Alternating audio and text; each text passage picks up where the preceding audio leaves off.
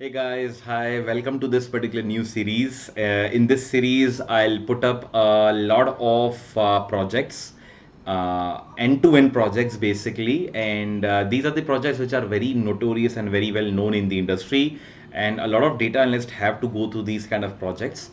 Doing these projects will give you that hands-on experience, hands-on learning about how various tools are, used in the industry, in conjunction, in separation, individually, and together as well, right? So I'll try and create as many good end-to-end projects. I'll try and include deployment over here as well. Deployment and maintenance of model is something which is very, very important, and it's not being covered in most of the cases over here. So that's what I'm going to try and cover up over here.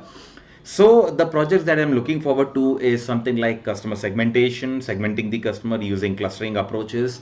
We'll move on to a regression approach in which we'll try and learn how can we actually predict a numerical value like price, like rent, like let's say how many people are going to buy a certain apparel or something like that, right? So anything which is numeric, how can we predict it using regression? Then we have something called as logistic regression, which helps us classify. In fact, classification is a very well-known machine learning model. It helps us classify, various data points into multiple classes. Somebody who is going to default on a loan or not. Somebody is going to buy this product or not. Somebody will be interested in this marketing campaign or not. Something like that, right? So a lot of classification examples will also be discussed. We'll discuss in detail about how can we evaluate such models, right? And then once we move on to it, we'll move on to sentiment analysis, we'll move on to text classification. Text, I mean, right now we have been looking at numerical values right now, but we can definitely move on to text level of projects. So these are certain projects which are there in my mind. The list which I just talked about is definitely not exhaustive. We'll try and research about what other projects can I include. Not to mention Power BI, Tableau, and SQL. I'll try and include the projects of these three tools over here as well. Majorly, I'll be using Python in conjunction with these tools. See you guys there. Let's start with the first project of customer segmentation. We'll cover up theory along with the hands-on in this particular module. Let's move to the first one. All right, students. So let's start the hands-on for customer segmentation problem statement on Python, right? So this is my Python file. Let's get going. And what I'll do now is to run the necessary libraries. As of now, there might be other libraries which might be required. As of now, I've just taken NumPy, Pandas, and Matplotlib. Right, Pandas is there to read the data, and I think I'm going to read this particular data. Let me make it like DF data, I think. I'll just do it over here. So the data is, it's a not exactly nutrient composition. I changed my mind. I think I'm not going to use this one. I think I'm going for customer segmentation. Let me go for the file. Let me see the exact file. What is the name? Got it. Here we go. Control C. Let me try and put it up over here. .csv. All right. So this is how I read the data into Python. Okay. So customer spend data underscore new under .csv is my file. I'm naming it again something called as data frame. Now if I want to see the data frame looks something like this, in which we have got customer ID, name, average monthly spend, number of visits, apparel items, F&V items, and some staple items. I think these are all the columns that we have over here. We can do one thing as well, that we can go for set index. I think I can go for set index. Set index as I think we can put set index as your customer ID. All right, I'll go for customer ID as the set index. Oops, parenthesis, quotes, right? And in place is equal to true. Let me try and do this. Once I run this, I think okay, customer ID is not there in the column. This is very interesting. Let me go for df dot head. I'll just look into this. If I run the code, it looks like this. So cust ID, okay, I think I and D over here has to be capital, right? Python is case sensitive. So once I run this, the index now you can see will be customer ID. The customer ID will be nothing but your index. It's better to go for customer ID as index, because customer ID as a number is not going to help me anywhere, because I'm sure customer ID is not going to help me segment the customers over here. So there is something called as name. We can probably drop the name. I think it's average monthly spend, number of visits, apparel items, and I think this is what is going to define, the case over here. I think the next thing that we can do is we can say that df dot drop. Okay, we can go for df dot drop, and I think I'm going to drop the name column over here, because I don't think name of the customer is going to again help me greatly when it comes to segmenting the customers into certain segments over here, certain clusters. So I'll do that, and I'll say that access is equal to 1. Right, oops, access is equal to 1, and I'll say that make that in place is equal to, you know what, I think before I do this, I probably should make a copy of it. So I'll go for df customer. Okay, I'll go for df customer, right? So I'll make a copy of it as df customers is equal to df dot copy. Fair enough. I think this is cool enough. I think we can do that, right? And yeah, so I think what I'll do now is on df underscore customer, so that now we have a df original copy present with us. We can do our things over here. So I'll drop the column called as name, right? Because I don't need the name. Access is equal to 1. Access is equal to 1 means column, and I'll go for in place is equal to true. In place is equal to true means that whatever changes I'm making in this particular data frame called as df underscore customer will be stored permanently. That is, I don't have to worry about doing it again. So once I run this, now you can see df underscore customer, and if I just go for, let's say, head, and if I just look into it, if I run this, you can see that the name is gone. Now I'm getting the feeling that I think I'm not sure that the screen is very big over here. I think I can increase the display size here. Hang on guys, I'll just increase the display setting so that you guys can have a decent look at it. So I think I can go for 150 percentage or probably higher. I think this is good enough for us. I think we can see all the codes over here, right? So these are the few codes. Luckily, I haven't run a lot of codes. Just a few codes I've run over here. Okay. So this is my customer, and this is the one which I'm going to work upon now. Okay. Now the first thing, of course, we go for is we look at the info over here, right? We look at the info, right? And we can see that every average monthly spend, no null values whatsoever present over here. That is a great news for us, and I think yeah, right, so there is no null values over here at all. Now what I can go for is I can also go for df underscore customer, and we can go for, yeah, I think the next thing that we can go for is describe, and I think with that I'll just transpose the data as well, so that the description comes out with something like this. We can see average monthly spend variable as the mean is this. You know what, I'll just round it up as well.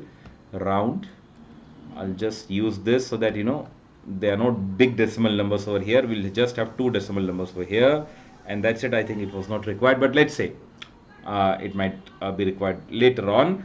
So average monthly spend is 829, mean is 4801, and standard deviation is 2056.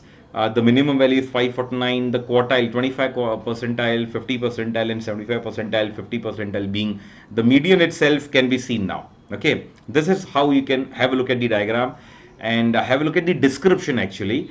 The advantage of this would be that you don't have to then look at every column one by one. We can just describe function is going to just describe the data for you over here. You can also find out another let me first of all save this. Let's say let me go for customer underscore description. I'll share it in one of the objects, and I think this becomes a data frame. Then I'll go for customer underscore description. Right, so I'll go for customer description. This is the one. You can hit a tab and that auto suggestion will come up. Right, so now this is the customer description we are looking at. Guys, my spelling is slightly problematic. So if you find something over there, please pardon me.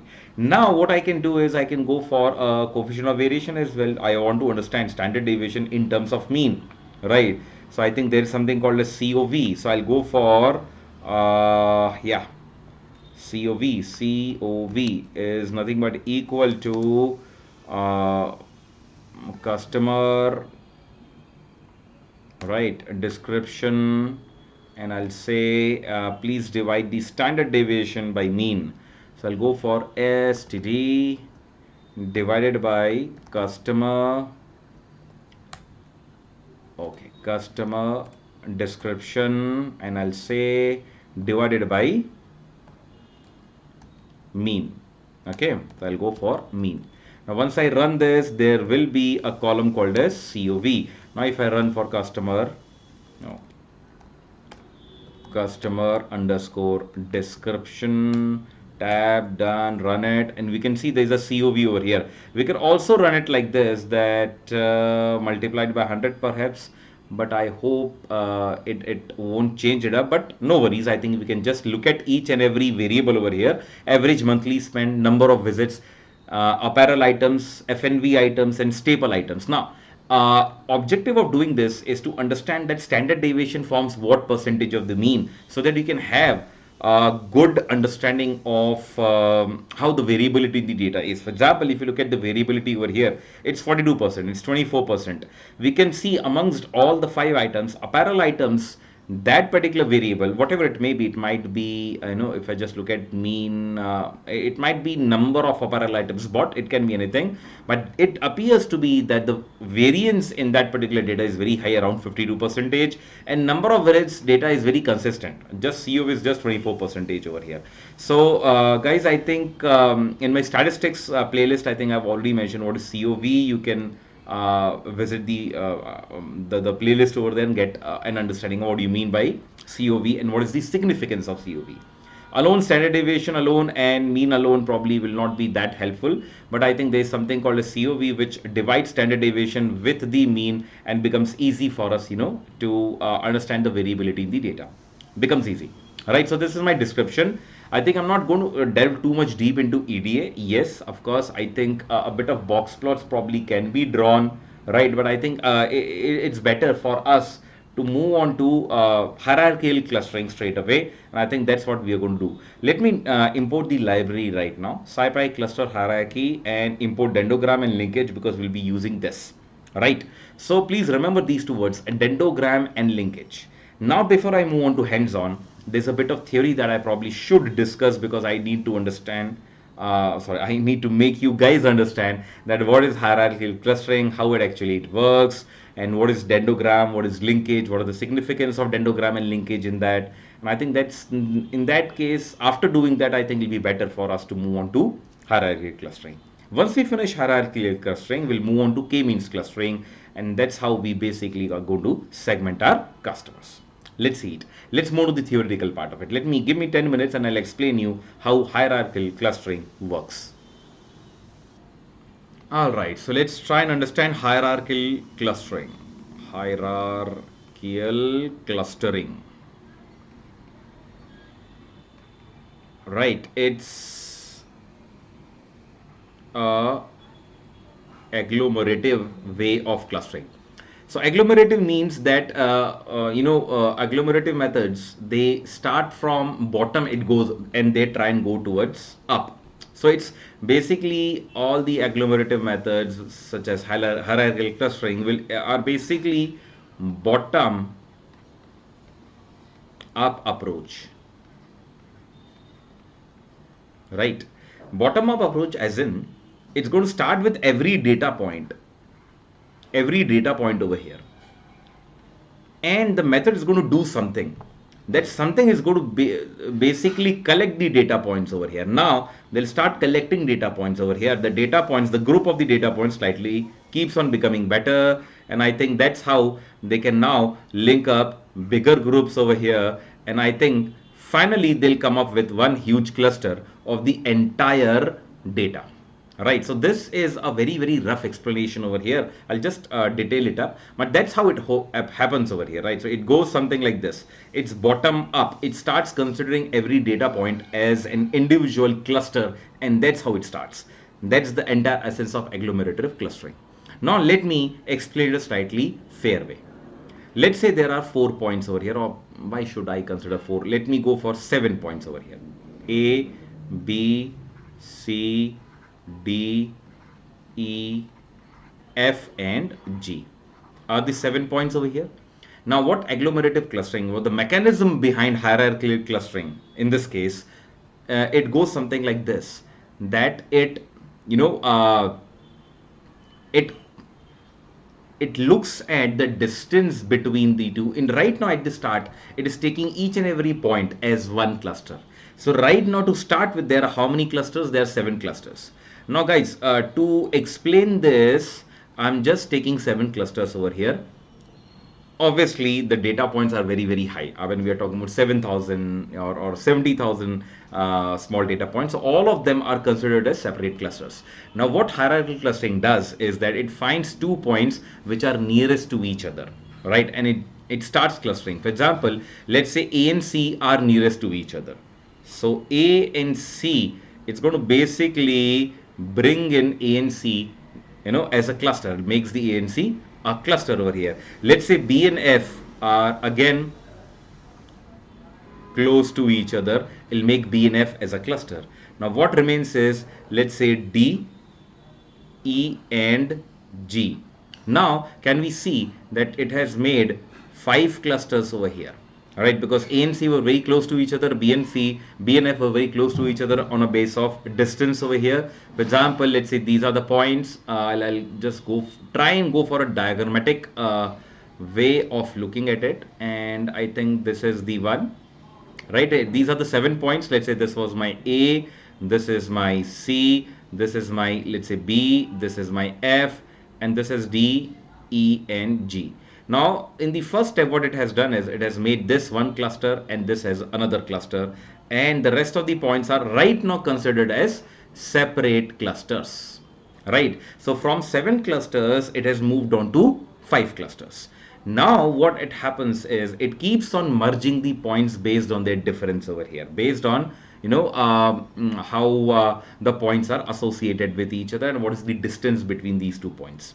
Right, now the next thing is slightly interesting, because now it might take up D inside any one of the clusters, or it might merge these 2 clusters, or it might merge D or E, because it appears to me that the next clustering might be for, if I go for AC as one of the cluster given, BF as one of the clusters given over here, then it might just merge D and E and then consider G as a separate point and a separate cluster. So from 7 separate clusters we moved on to 5 clusters, we moved on to 4 clusters over here.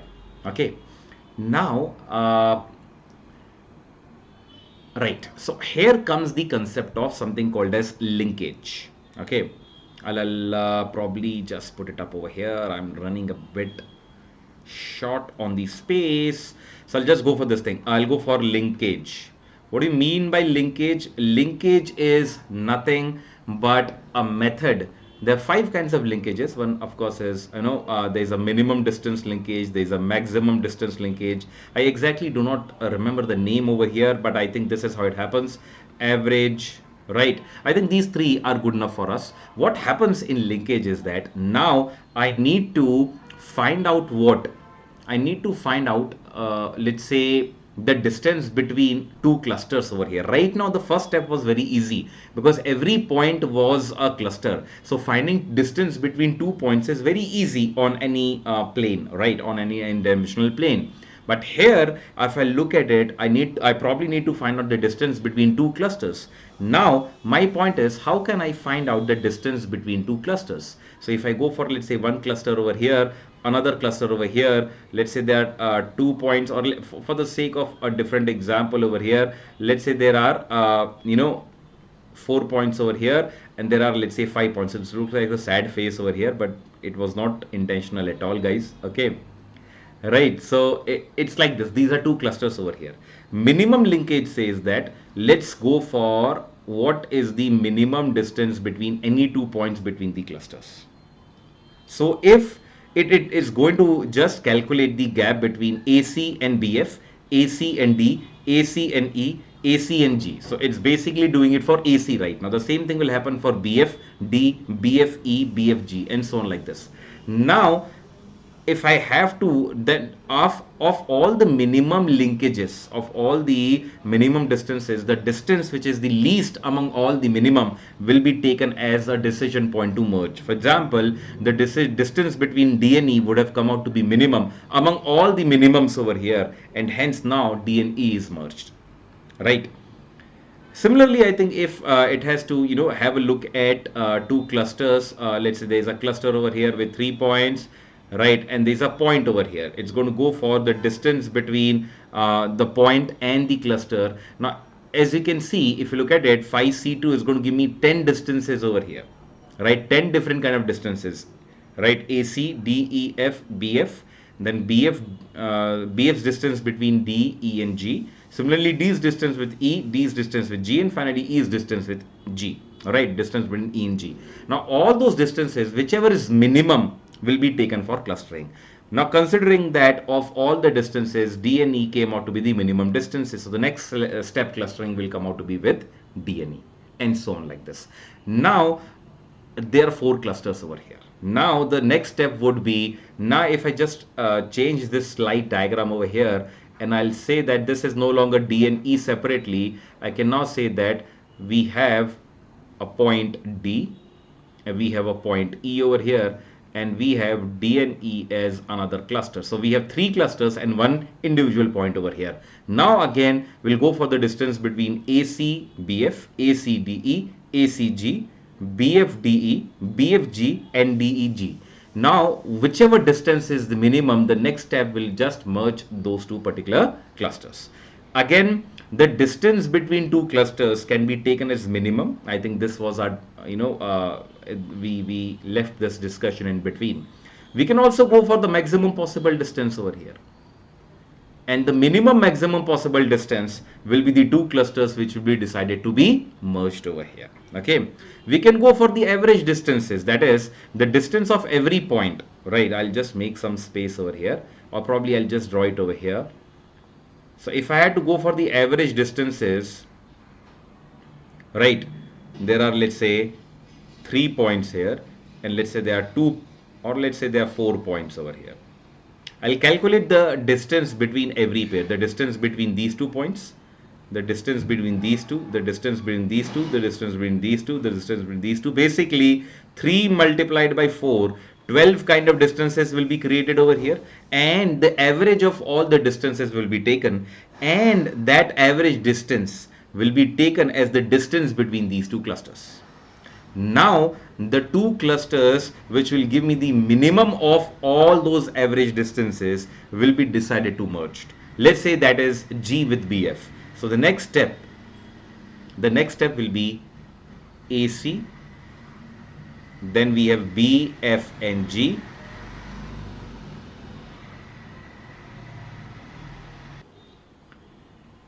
and then we have, let's say, D and E. So we are down to 3 clusters now. From 7 individual clusters, we are down to 3 clusters, and the process continues till the agglomerative clustering clusters the entire set of all points into one cluster. Right?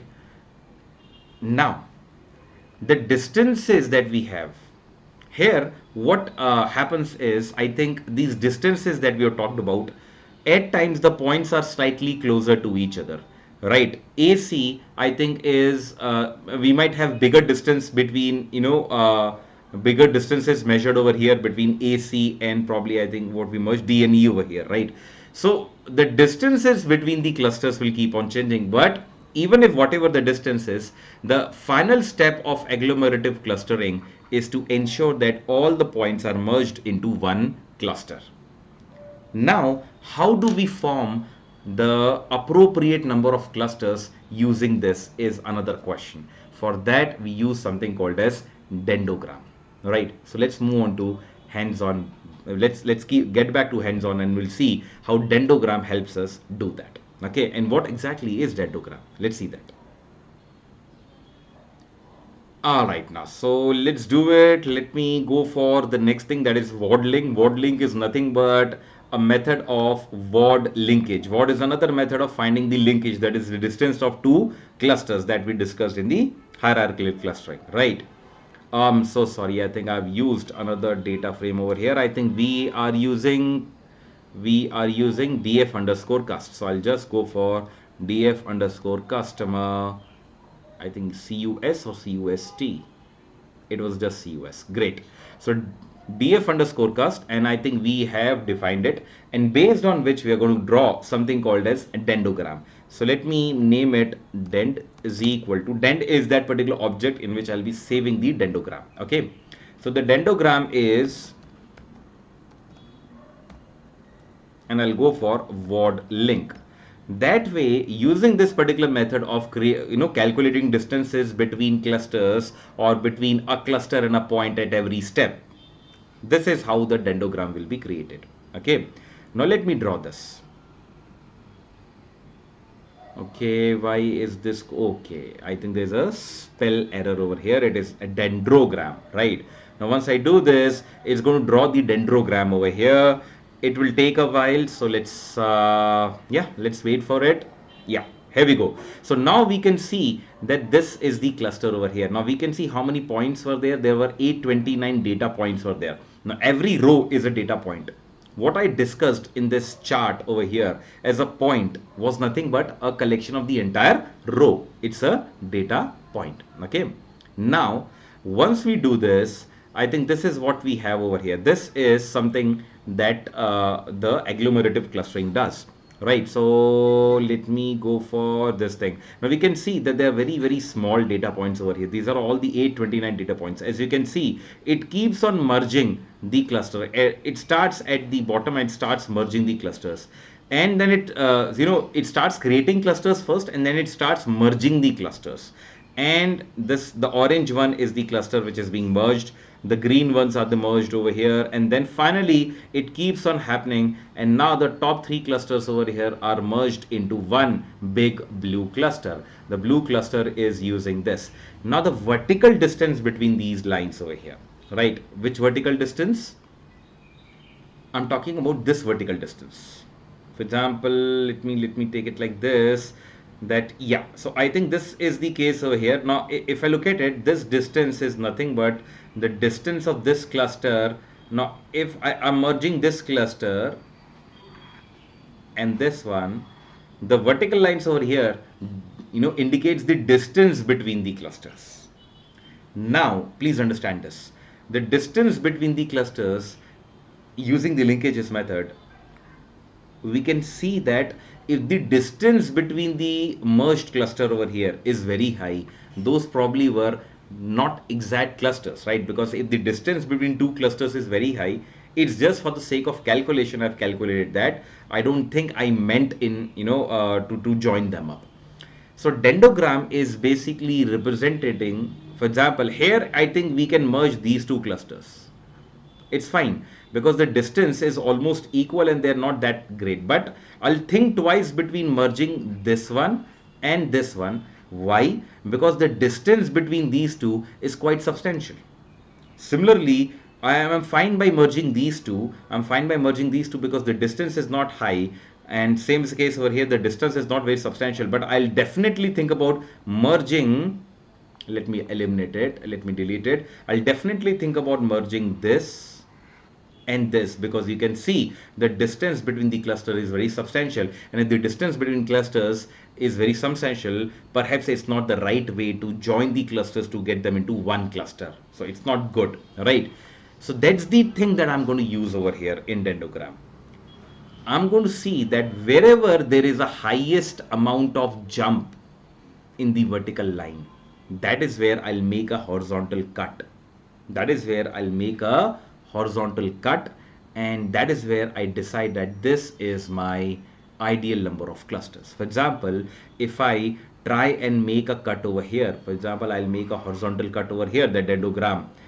How many clusters will be formed? The number of intersection point, 1, 2 and 3. Now I can see that these are my 3 clusters that I can talk about, right? So this is my cluster 1, this is my cluster 2, and this is my cluster 3. So what hierarchical clustering is doing is it's taking every data point as one cluster, ultimately merging the clusters using distance, merging the points and merging the clusters with clusters, clusters with points, and getting them into one big cluster. But in the process, we understand that not all the sub clusters should have been clustered together and should not be created a big cluster. So with the help of dendrogram, we find out that particular point horizontally, or actually in this case vertically, to find out that which were the 3 or 4 or 5 clusters which were forcefully merged because of the hierarchical clustering. And how do we do it? We find that wherever the jump in the vertical line, for example, if you look at the jump over here, this is, let's say, if I say this distance is 1, this appears to be 1.6, this appears to be 7. If I say this distance is 1, this distance appear to be 2, this distance appear to be around 5, something like this. Wherever there is a big jump in the distances between the cluster, I carefully observe the dendrogram and create a horizontal line over here to create 2, 3, 4 or however number of clusters. Here, in my opinion, 3 clusters would be better. Somebody might say that, sir, I think I can see that the jump is slightly higher over here in blue one. So I probably will create a horizontal line over here, and this horizontal line will make not 3 but 2 clusters. Fine, absolutely fine. You are fine by joining these two clusters and making them one big cluster. You can do that as well. But in my opinion, these are the 3 clusters. Which 3? This one, and this one are my 3 clusters of my customers. That's what we are going to do in agglomerative clustering, or in this case, of course, hierarchical clustering. Now let me complete the codes, I guess. I think dendrogram is, I've just explained the application of dendrogram. Let me come to it, and I think I'll go for, we can go for, if the dendrogram is very, very high, I think I'm not sure that we would require to run this code. But if I run this code, I can say we can truncate if the number of joinings over here, the number of points are very high. Here it is not, because 829 points. We can see that the number of points might be, let's say, 8290. In that case, probably the dendrogram looks very ugly at the bottom, right? So we can probably say that just give me the top 10 linkages. That's what I'm doing over here. I'm going for, give me the top 10 vertical lines over here. Now once I do this, I'll be able to draw a dendrogram something like this, which helps us, how many elements are there in the clusters. These 35, brilliant thing, isn't it? These 35 over here, wait, I'll just go for the annotation. These 35 over here are nothing but number of elements present in this. 36 are the number of elements present over here. Number of elements, again number of elements. Now, this diagram helps me get rid of something which was happening at the bottom of the dendrogram. So this cluster, this small clustering over here, when the real clusters were not coming into scene, can be eliminated. And I'm looking at top 10 linkages over here. Right, 1, 2, 3, 4, 5, 6. In fact, I'll just go for the vertical line only. 1, 2, 3, 4. Right, we have 5, 6, 7, 8, 9, 10. In fact, yeah, probably I'll go for 1, 2, 3, 4, 5, 6, 7, 8, 9, and 10. Right, this is how it will go. Now in this diagram, I can see, okay, where should I draw my line? Now the line, horizontal line, the biggest jump seems to be something between this and this as well, or it can be between this and this as well. So you can draw, I think I'll go for the jump over here comes out to be the highest.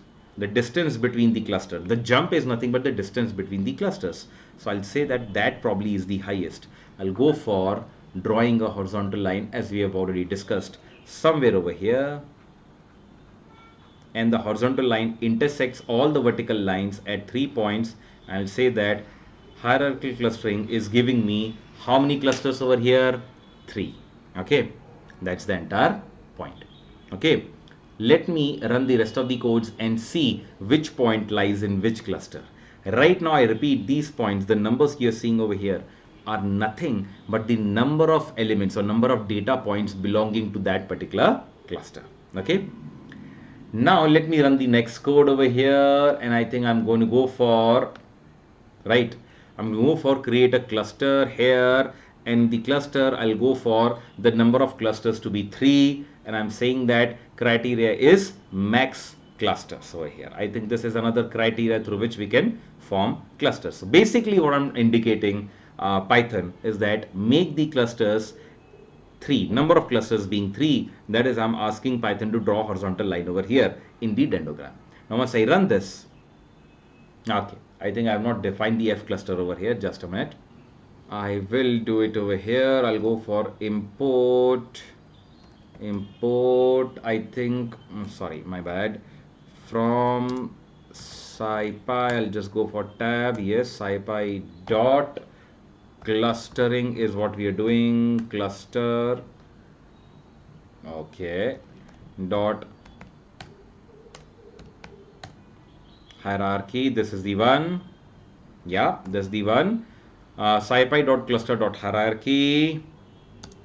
Import F cluster, which gives me the number of cluster, right? Let me run this. Let me take it up. It's not possible to take it up, is it? Okay, no worries. Cool. So now I'll run this. It'll give me the number of cluster. Now it's giving me an array right now. As you can see, it's giving me an array of where this is the first point, and the array indicates that the first data point over here, which is my first data point, this data point. Where, yeah, this data point, customer ID 1, 1, 2, 3, 28, 1, 16, and 14 is falling in the cluster number 3. The next two data points are falling both in cluster number 1. That is these two data points. Which one? 9818, 13, 5, 2, 5, 9824, 10, 10, 2, and 2. Makes sense. Fair enough. We can see that the data is quite close to each other. Can I say this? Can I comment upon this? Yeah. They're quite close to each other. So it makes sense that both of them are in the same clusters. And I can see that this has happened over here. Similarly, the next 3 data points will be in the cluster number 3, and so on like this. So every point over here is taken as or is given a certain cluster, and very interestingly, a lot of points are there in the cluster number 2. We can see that in fact second half of the entire data appears to be only in cluster number 2, which is very, very interesting. I think this is nice. Let me see if I input these clusters in my data set, how it's going to look like. Okay, let me do it. Right now, I'll go for something like this. I think I have, let me write this code over here. I probably have to look at this screen and write the code over here. No worries. df cus, and I think I'll go for, let's say, cluster, and I'll select the entire data over here, put this in quote. Whoa, doesn't happen with this one. Cluster, yeah, cluster is nothing but equal to, well, clusters.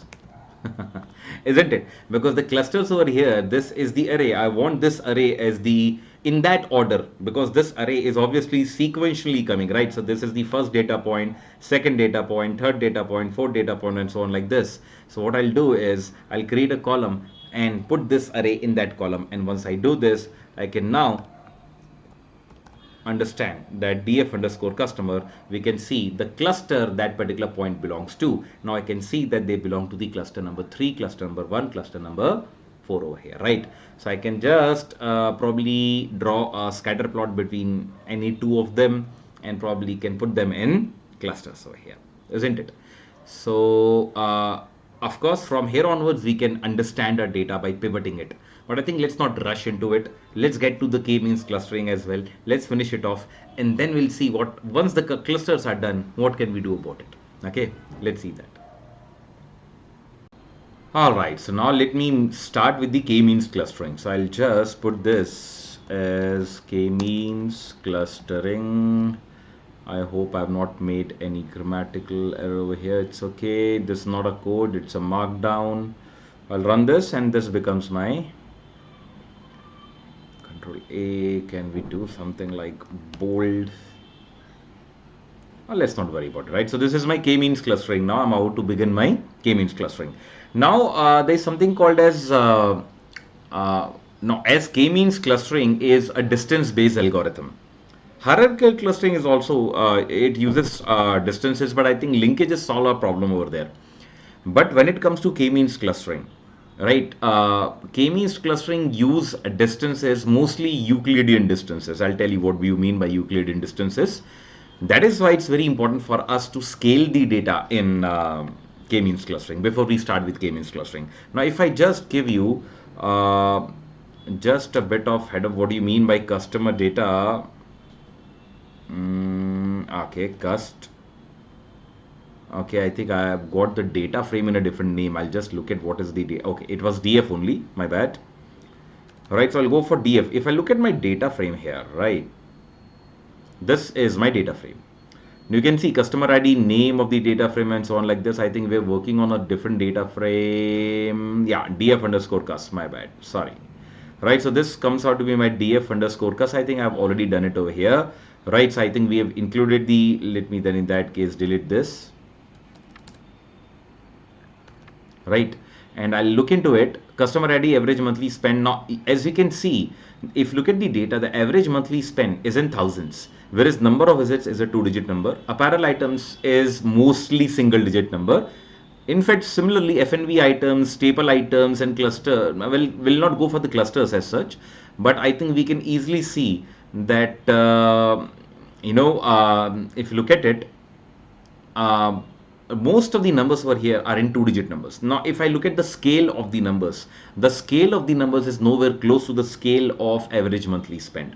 So what happens in distance is this variable dominates the entire distance algorithms, because the distance over here in thousands will obviously come out to be way higher than the distance in 2-digit numbers. So what we need to do is to scale something. So let me make you guys understand what we mean by scaling of an algorithm. Let's see that. Let me open up a dashboard. Okay, so let me take few sample data over here. Let me take, let's say again, column 1. So I'm looking for scaling. I'll tell you what do you mean by scaling the data and why is it necessary. Okay, so let me take it up. I'm talking about scaling the data. Okay, and I'm taking example of a simple data set over here. Let's say there is a column 1. The values are 264, 283. Okay, I think I can take some values which are more towards, well, slightly more calculable. Okay, so I'll go for this thing. Let me go for simple base. Let me go for 200, 300. I'm just taking the numbers slightly easy to calculate. Okay, because I'm not going to use any kind of calculator here. And let's say 900. Okay, and we go for 1000. These are the 5 values over here. Whereas in column 2, there are another set of values which are like, let's say 25. Then we have 50. Then we have 60. Then we have 75. And let's say they have 125. Now, as we can see, column 2 values over here are significantly lesser in the strength of the number as compared to the column 1. Now, when I go for an Euclidean distance, what do you mean by Euclidean distance? If I look at x and y, this is my point x, this is my point y. I'm looking at a direct distance between these 2 points. So let's say the coordinates of this point in a 2-dimensional plane is a and b, and let's say the coordinates, or let me call it a1, b1. Let's call it a2, b2. Okay.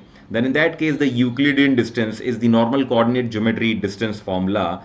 The Euclidean distance is nothing but equal to square root of a2 minus a1 whole square plus b2 minus b1 whole square. Now the problem is, if I do it over here, let's say I want to get the distance between these 2 points. So I'll do something like 300 minus 200 whole square plus 50 minus 25 whole square. Now, if you look at it, the distance is dominated by this particular variable, which has higher significance, numerical significance, which is 300. You can see the square will come out to be close to 10,000, whereas the square over here will come out to be 25 square, 625. And this being significantly lesser than this, had I taken the square root of 10,000 alone, this would have been 100. Had I taken the square root of 10,625, if I get the square root of 10,625, I think it'll come out to be close to 1.06, right? So 106. It comes out to be 1.06, or I mean, I can say this is 106 or 107. And nevertheless, whatever it is, Point is that's not going to lay a lot of impact on the distances over here, right? And this particular column is dominating my algorithm for k-means clustering, because in the when I explain k-means clustering, you understand that why Euclidean distances and how Euclidean distances are used over here. So this column is going to dominate my calculation k-means clustering. I cannot allow that to happen. So what I do is I scale it up. And how do I scale? I take a base which is related to the entire column. Let's say I'm taking a base of the maximum possible value, right? The maximum possible value in this column is 1000. So I'll write every value in proportion to the maximum possible value. Let's say, so 200 upon 1000 will come out to be equal to 0.2. You can call it in percentage terms. This is 0.3, this is 0.5, this is 0.9, and this is 1. Let's say I'm just taking an example. These are the scaled values. Similarly, if I do the same thing over here, 25 upon 125 will come out to be equal to 1 by 5, which is again 0.2. This is again this is 0.4, and 60 upon 12.5 I need to 125 I need to calculate this. So it'll come out to be 525, 512. This comes out to be 0.48, and this comes out to be 0.6, and this comes out to be 0.1. Now point over here is these two scaled values are very comparable. These two scaled values over here are very comparable, right? And now if I calculate the Euclid distance between, let's say, 0.2 and 0.3, the Euclidean distance will not be dominated by any one of the variable. And that is why that is the process of scaling. It scales the entire variable in one unit, one scale. That scale is between 0 and 1. And now, even if the column 1 is significantly higher on a general basis, numerically, the impact is removed, and all the distance based algorithm will work slightly better in this case. Okay, so let's get back to the hands-on. So in order to avoid that, what we'll do is we'll move on to scaling. So and in scaling, I'm using something called as standard scaler. I'll go for standard scaler. Again, this is not my code. This is a markdown. So I'll just run this. I'm using standard scaler, and I'm going to import something like this, that from sklearn, right? And I think sklearn dot pre, and if I hit a tab button over here, pre-processing, that's the one I want. Yeah, pre-processing, import standard tab, oops, hello, standard scaler, correct. So that's what I wanted. So I'll import this. Now what I'll do is I'll scale my data, right? But I need to be careful over here because I'm working on the same data, and DF customer is already having a cluster in it. I don't want the cluster column to be affected over here, right? So what I'll do is probably I'll drop the cluster column over here right before I scale it up, and then I think I have my clusters saved as, you know, and I'll probably rerun these codes because these are the clusters, and I'll probably call this hierarchical clustering when I run this. So what I'll do is I'll drop it up. So I'll go for df underscore customer dot drop, and drop clusters. Whoa, cluster, I hope it was cluster, not clusters. It is cluster, right? And I'll say that the axis is 1 from the column. X is equal to 1 means column. I'll go for in place is equal to true, which will for sure and for permanently remove that particular column from a data frame. Okay, now I can see, okay, it's running. And there is an error. Why is there an error? Not found. Not found. Cluster is not found. Very interesting. Okay, so it was capital C. It was capital C. Python is case sensitive. Right, so if I run this, now it is gone. I'll go for df underscore cust, and if I just do it now, you can see that there is no cluster over here, although the information is safe with us. The information is safe with us. We have the clusters over here, we have this, and whenever we compile every result from k-means and from hierarchical, we'll do that. Okay, we'll get the clusters over there as well. So don't worry, the information is safe with us. It's just that we're not using it right now. Now let me scale it up. Okay, I'll define a variable called as x is equal to standard scaler. Okay, and I'll say that please run. So this is, have I made any? Oh yes. Python is case sensitive, and this is a problem with a lot of newcomers will face, because it's very difficult for us to remember that standard scaler has both the S capital over here, right? So generally, we don't understand this. Similarly, I mean pd.data frame, D and F, both of them are capital over here. So pandas have done something, or I should say Pythons have done something which is slightly peculiar to them only. So no worries. Just as you keep on practicing, you'll be able to remember all these kind of things. No worries. Okay. So I'll go for scaled data frame. I'll go for let me go for this df underscore cus underscore scaled. Okay, this is my scaled value. Now what I'm going to do is I'm going to fit transform my data x dot fit, and if I done tab over here, I think I'm going to go for fit transform. And fit transform, what do you want to fit transform? I want to fit transform ds underscore cus, which means that it's going to fit in standard scaler is there, the scaling is being done, and now we can say that df underscore cus underscore scaled will be equal to something like this. Okay, and it doesn't look like a data frame right now. What you need to do is to convert this into a data frame. So let me convert this into a data frame. Right now it looks like an array. What we need to do is to basically go for a data frame over here. Even if we don't consider it, it'll still be a good array, because I think the information remains the same. The average monthly spend comes out to be the same thing. It's the first array and so on like this. So this is my scale data. Let's not worry about converting this to a data frame right now. Let's keep it as an array. Okay, array is nothing but a list that we can see. Now what I do is I import something called as k-means, right? So I think I haven't done it over here. Right, I'll just do one thing, guys. Yeah, I think in my other file from scikit-learn, sklearn dot clustering, right? Scikit-learn dot cluster import k, and it's giving me k-means. I'll import that, right? So I've imported k-means over here. Now what I'll do is, instead of going for the same clustering, what we'll do is, so in hierarchical clustering, we don't have to input any parameter, but in k-means clustering, to start with, you have to tell the algorithm how many clusters do you want. You need to tell the algorithm how many clusters do you want. And that's the starting point in this case. So let me start with 2 clusters. Let me start with very simple 2 clusters over here. Okay.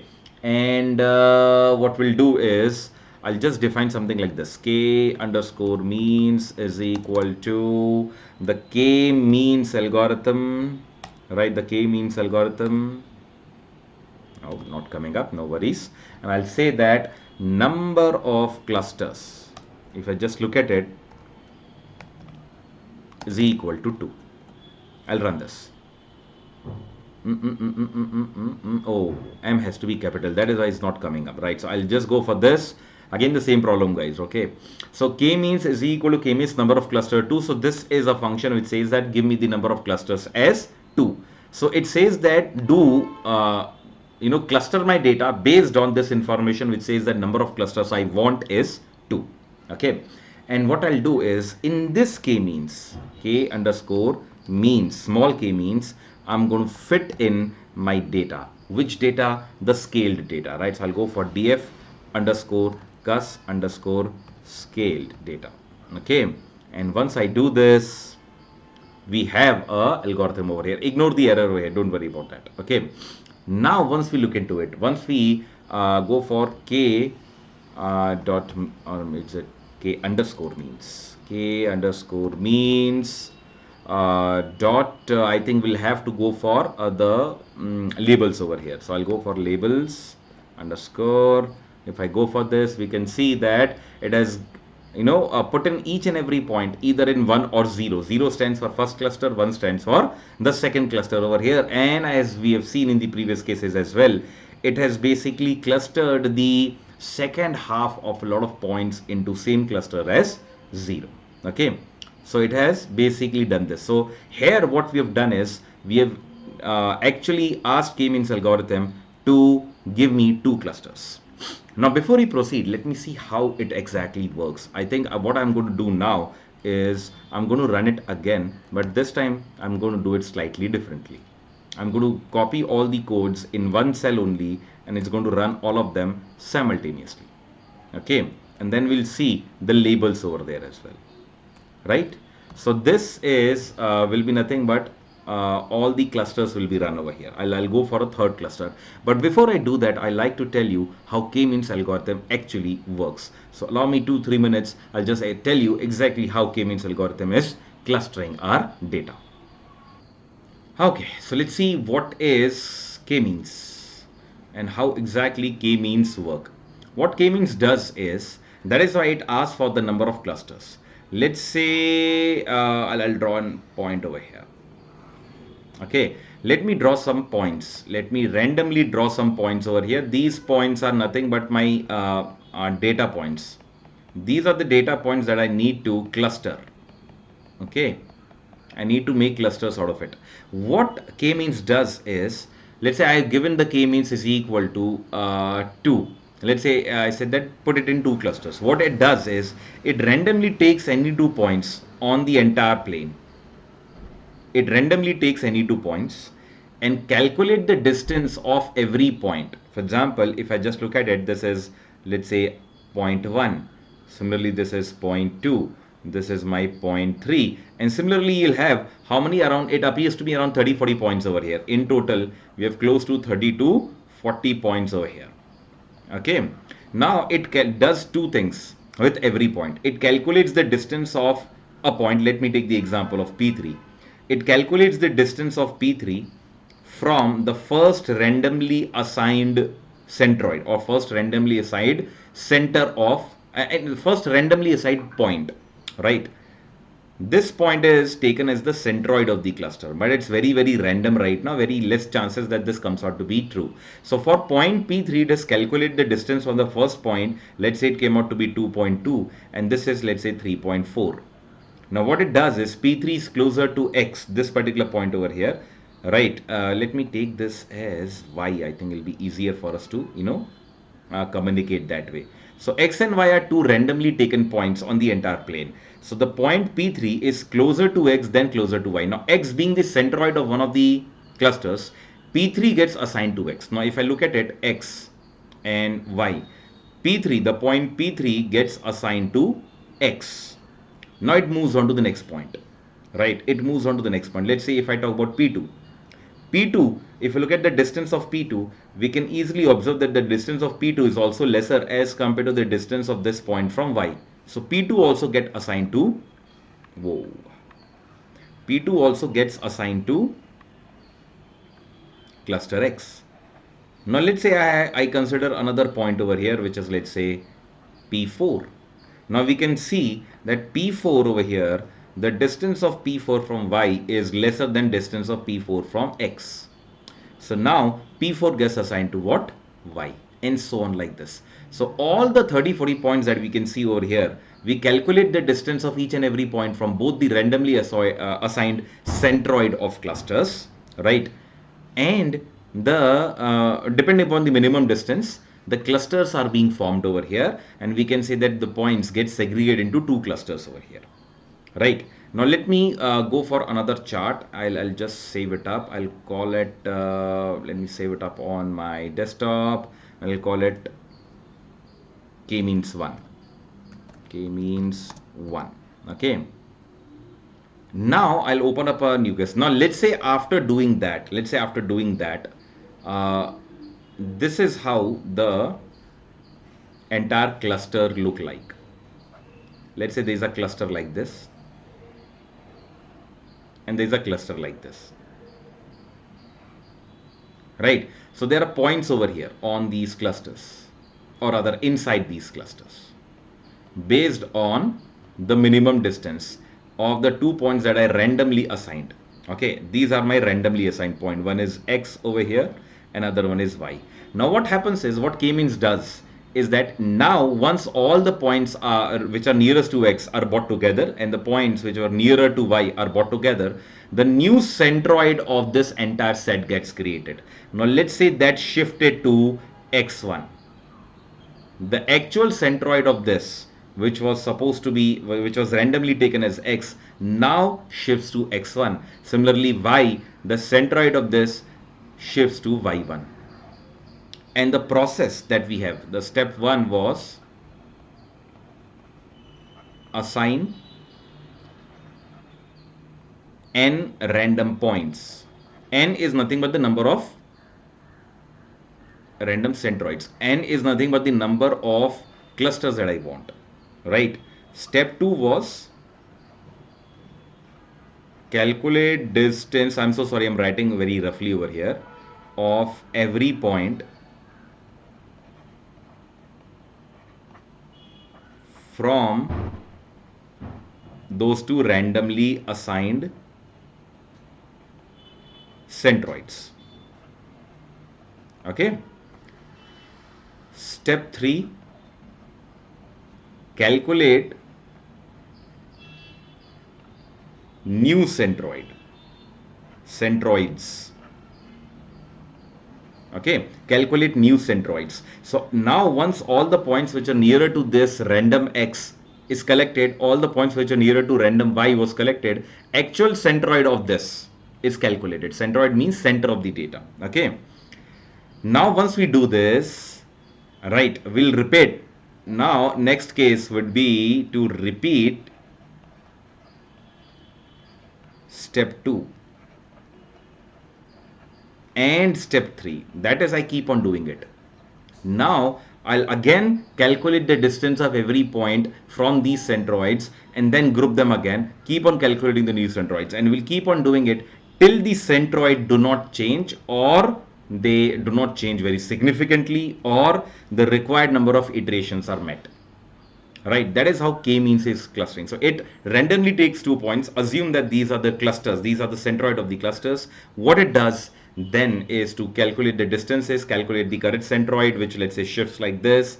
Then it keeps on calculating the distance of every point from the respective centroids, and if the centroid shifts like this, then it does it. It keeps on doing it till the centroids stop shifting, which means that we've got the correct centroids of the entire data. Right, that's how k-means clustering work. I've taken the example of 2. Now let me get back to the hands-on and see what happens once I do it on 3. Right, so I'll come back over here and I'll say that let me make it on 3. Okay, I'll create 3 clusters over here, and now you can see that it has given you 0, 1 and 2. There are 3 clusters now. Similarly, if I run this code, and if I run this code, let's say Control A, Control C, and I'll go for Control V, and I'll go for 4. Okay, it keeps on happening like this.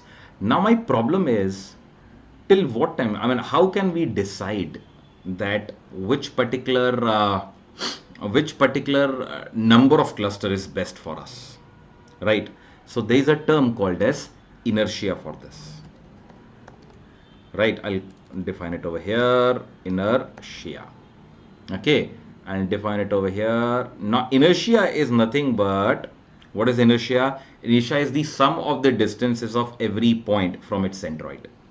Okay, sum of distances of all the every point from its centroid. For example, if I just go for let me rerun this thing. Let me run the k-means right now. The current k-means is of centroid 4, right? So if I go for k-means, and I think I'm going to calculate the inertia, right? Dot inertia is the, I believe, correct. Dot inertia underscore. If I calculate this, the inertia comes out to be equal to 909.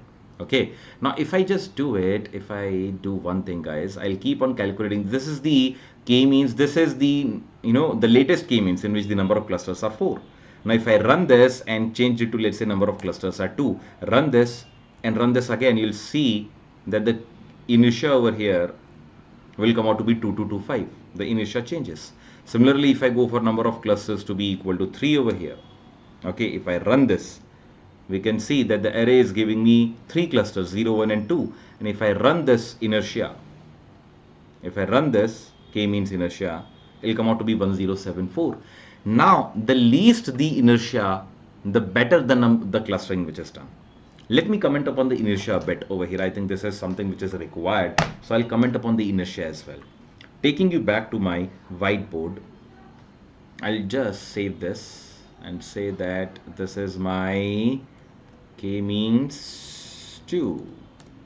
Okay. All right. Now, what do you mean by inertia? Let's say the clustering is done. Let's say the clustering is done. We have obtained 3 clusters, cluster 1, cluster 2 and cluster 3. This is my C1, this is my C2 and this is my C3, and there are points inside these clusters. Right, there are points inside these clusters. So let's say these are the points. The number of points need not to be same. Okay, and let's say these are the points over here in the cluster. What happens is there is a centroid over here, right? There's a centroid, right? And we calculate the distance of the cluster from its centroid. Now, let's say the distances are, let's say there are 5 points over here with the centroid, so it will be D1, D2, D3, D4, D5. 5 distances will be created, and sum of those distances is nothing but equal to, right, this is sum of those distances, sigma of those distances, and people actually square it up as well, so that the greater the distance, the more it can be punished. So you can square it up as well. That is x minus mu whole square. This is basically the case. Now, if you have understood, what we are trying to do is we are trying to calculate the variance within the cluster.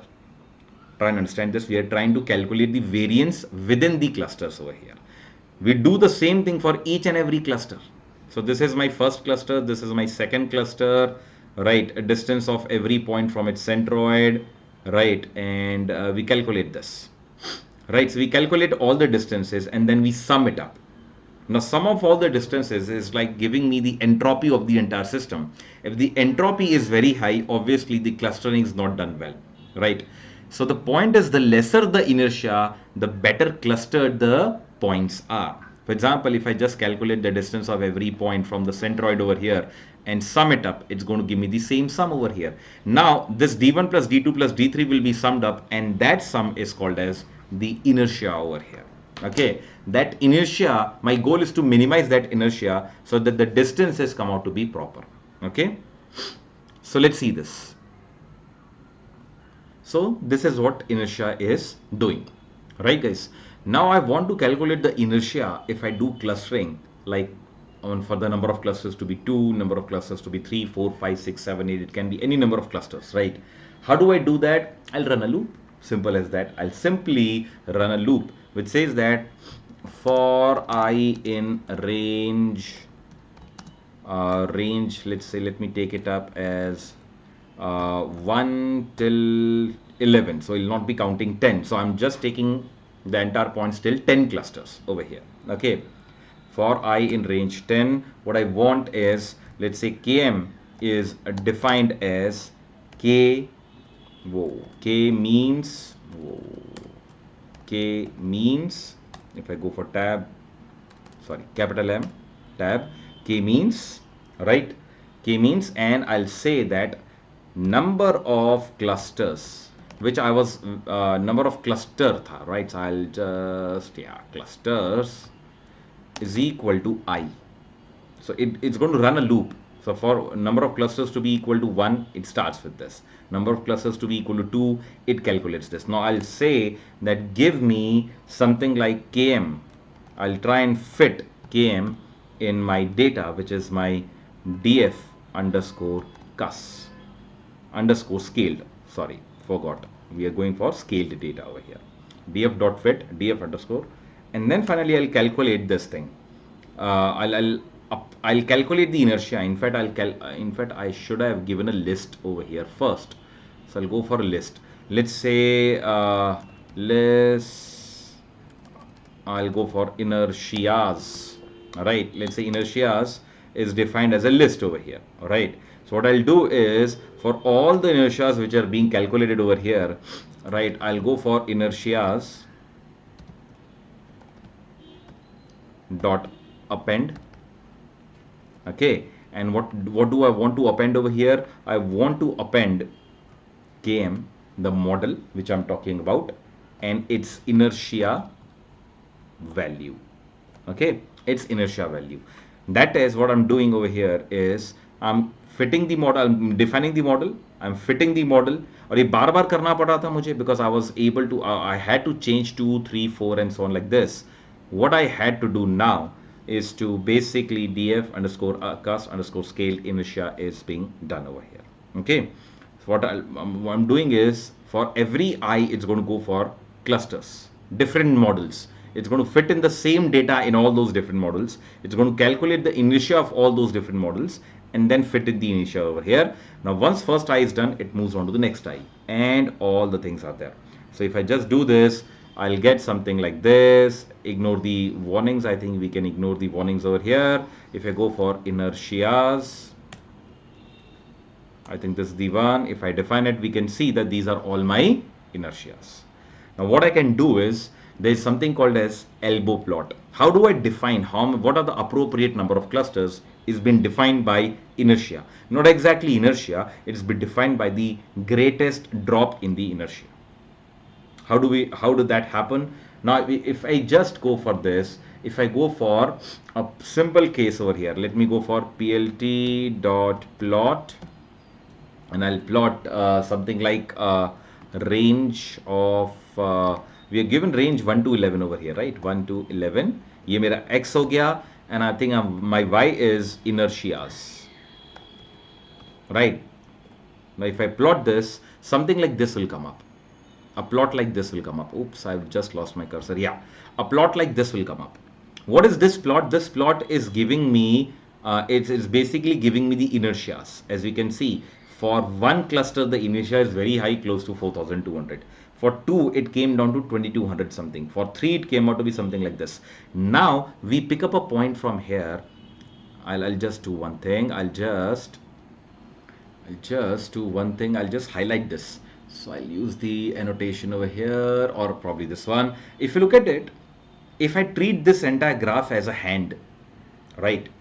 Can I say this is my elbow? This over here, right? Oops, sorry, too many arrows drawn over here. I'll just do this. Can I say this is my elbow? It appears to be something like an elbow, right? So whenever I draw, this is called as elbow chart. And the elbow over here is going to indicate the appropriate number of clusters. Why? Understand the logic. The drop from this particular number of cluster to this particular number of cluster was huge. The huge drop was there in the inertia. Huge drop means the previous cluster was not good. Right, that is why there is a huge drop in the inertia because I took the number of clusters to the next level and next level I got a very significant improvement over here. Similarly, if I went for this thing, I saw that the drop is still significant over here, which means that even this clustering was not good as compared to this one. Then I moved to the fourth cluster and now I saw that the drop has reduced significantly. And it keeps on reducing significantly from here. So the elbow gives me that particular point where the drop in the inertia is very less, which means that it gives me the appropriate number of clusters where the inertia is controlled. That is, the distance between the clusters should be appropriate. Point is, wherever the drop in the inertia is less or least over here, right, I go for that particular point to be the appropriate number of clusters. And what is inertia? Always remember what was inertia. Inertia is just another term, in my opinion, for something what we called as variance. What we are calculating over here is we are calculating variance within the cluster.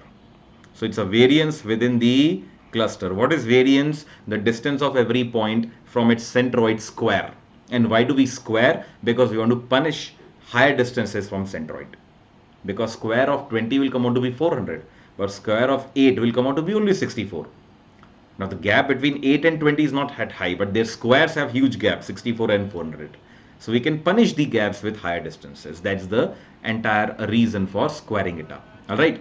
So that's the case over here, guys. The elbow diagram indicates that the appropriate number of clusters should be 3. Right.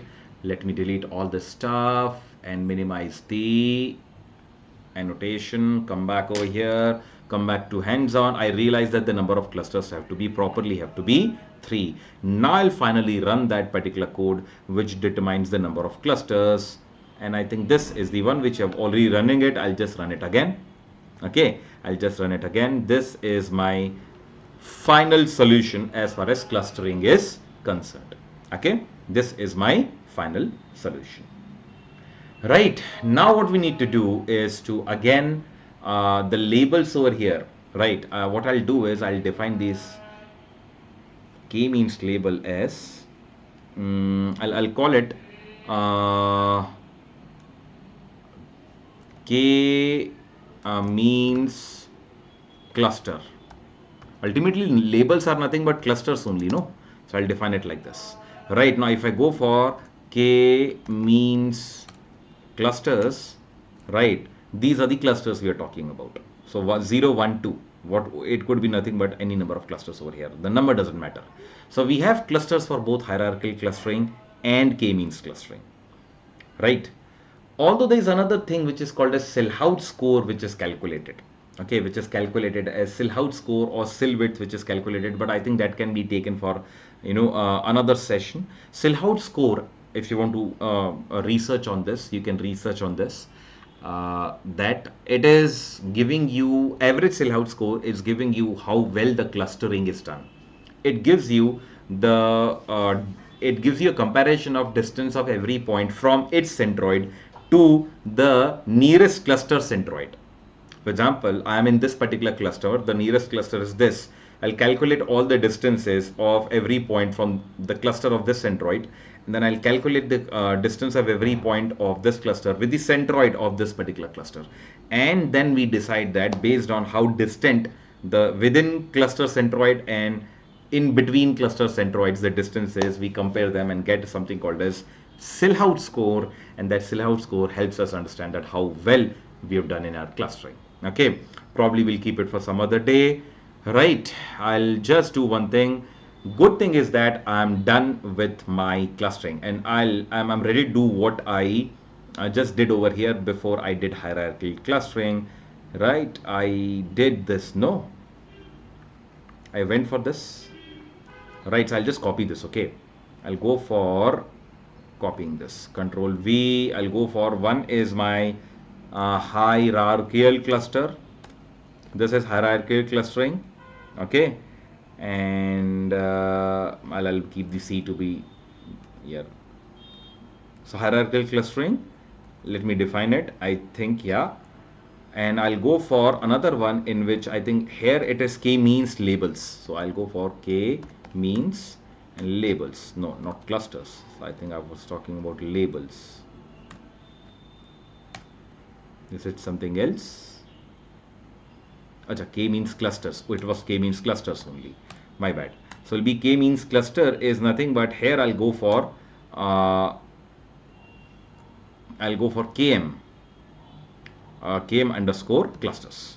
So there are two ways over there. One clustering is through, I'll just show this customer. Right, I can say that the clustering something like this. There's an hierarchical clustering over here and there's a k-means clustering. So it's basically giving me something like this 0, 0. So you can see the clustering is quite different over here. I think we can see there are 3 clusters, 1, 2 and 3. Here it is 0, 1 and 2. Well, we can change it up. We can always change it up 0 to 1, 2 to 3, and then we can 1 to 2 just to compare it properly. But that's okay. I think we have clusters over here. Now what I can do is I can study my clusters. I can use something called as pivot table. I can go for something like df underscore customer dot pivot tables. Right. Oops, my bad. pd dot pivot table. Right, we have something called as pivot table. I'll have to go give the data. The data is df underscore cus. right, customers, and I think I'm looking for index and I'm also looking for columns over here and the values. So I have to go for three things: index, column, and values. So let me go for the three things. Index will be nothing but what I want in x-axis. I want clusters on x-axis. Okay, I want clusters on x-axis. So let me go for hierarchical cluster. Okay, no spell error please. And columns over here will be equal to, now columns will be nothing but I want a list of all the columns. So I'll go for the list of all the columns over here. For example, let's say I want to go for average monthly spend. In fact, I'll just copy this. Okay, I hope this works. I'll just go for Control C. I'll go for Control V. These are all the columns, but I have to give them in the form of a list. Okay, average monthly spend, I think.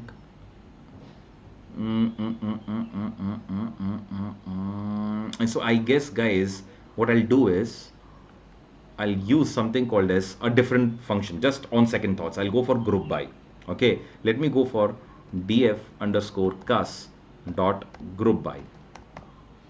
I'll go for group by and I'll group them as per the clusters. I think that's a better way of looking at it, because then we can look at the average easily. So I'll use it by, I'll group by the hierarchical clustering, first cluster, and group by this thing, and I'll say that give me the mean of the rest of the values. So what I'm looking at is I'm looking at the hierarchy, meaning averaging it by hierarchical clustering. At the same time, I do not want km cluster to come up over here in the scene, so I'll do one thing: df dot drop, and in drop I'll go for km. Don't worry guys, I'm not removing this column, I'm not deleting this column, I'm just saying that for this calculation drop this column, don't consider this column. So drop km cluster, okay, quotes, oops, km underscore cluster, right, axis is equal to 1, and I'll say that in place is equal to false. Right, by default is false, but I can just give it up over here. Right, in place is equal to false, that is, do not do it permanently. I'm just saying that for this calculation, for this group I calculation, drop this km cluster, because I'm considering only hierarchical clustering right now. Group by hierarchical clustering, and then take the mean of the rest of the columns. Let me see how it comes up. It comes up something like this. Now it says that hierarchical clustering 1, 2 and 3, you can see the average monthly spend is something like this. The average monthly spend is over here. So we are looking at the definition of the clusters right now. If you look at the definition of the clusters are something like 8582.26. So average monthly spend is close to 8582 or close to 8600 over here. Number of visits are 12.39. Apparel items is 6.86. F&B items are 3.13 and staple items are 3.3. So I can say that the cluster 1 is that particular customer who spends around 8600 on a monthly basis, have close to 12.39 number of visits, and does buy 7 apparel items, 3.1 F&B items and close to 3.3 staple items on an average. This is the definition of the cluster 1. Similarly, cluster 2 has a definition that 4500 average spend karta hai. He gives more visit. Can I say this? He gives more visit. He spends less as compared to the number of visits. So his average monthly spend is lesser. He visits more often, and his buying in apparel is very less. But F&B items he is very keen to spend on, and so is the case with staple items. Right? Perhaps these two are less costly items over here. That is why he is coming to buy the less costly items, and probably apparel items are slightly on the higher side. Now, if I move on to the other customer, he is even better, right? When it comes to the cluster number 2, the cluster number 3 kind of a customer is spending very less on a monthly basis. His visits are very, very frequent. He spends almost negligible on apparel items, but he spends very significantly high on F&B and staple items, probably because of the cost. Now I've clustered my entire data. I can think about it. Okay, now I can deploy this model and can I put a customer into one of the clusters, and accordingly I can treat that particular person. Whatever call my customer service executive is going to go for cluster 1 will be different as compared to cluster 2 as compared to cluster 3. So not only I can plan my marketing and promotional activities, I can plan my operations as well if I understand my customer slightly better. The same thing can happen for k-means clustering as well. Let me see. I think k-means clustering is also doing the same thing. Let me go for this. This time I'll not drop k-means. I'll go for drop in hierarchical clustering, and group by not hierarchical clustering, go for correct k-means clustering and do the same thing. Now if I do this, right, it says that this is 1546, 25, 1, 15 and 16. My 0th cluster over here in k-means appears to be the cluster number 3 in hierarchical clustering. Similarly, 4486 cluster number 2 appears to be cluster number 1, or cluster index number 1 appears to be cluster number 2 in hierarchical clustering. Similarly, this is appear to this thing. This indicates that both the algorithms are actually doing good clustering of the data over here, and hence my job is done. So this is how clustering is done, guys. I think that's what we do when it comes to clustering the data. And now I can significantly, as I've already said, I can plan my operations, I can plan my marketing, I can plan a lot of things based on my understanding about my customers, or any other thing. You can understand your employees as well, right? If it gets boosted, my clarity of action will be slightly better. Okay, so this is hands-on chapter on clustering, guys. See you guys in the next end-to-end project. The next end-to-end project, I think, will be more towards a regression. I think linear regression, and we'll try and predict the prices of something. We'll try and go for probably I have a data in my mind in which we'll predict prices of rent in India at a particular locality, right? What could be the rent over there? I think that will be pretty useful. Let's do that. All right. See you guys in the next video.